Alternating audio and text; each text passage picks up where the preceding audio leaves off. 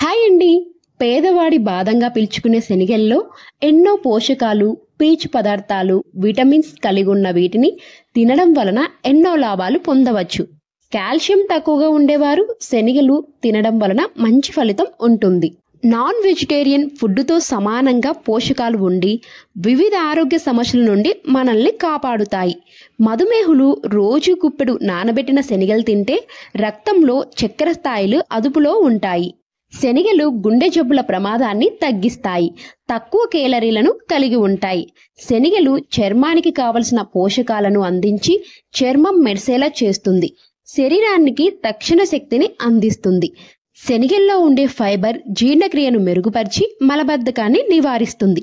శనగలను నానబెట్టి, ఉడికించి, వేయించి పప్పు, కూర, స్నాక్స్, సలాడ్లలో కూడా ఉపయోగించి ఈ రకంగా మనం తినవచ్చు.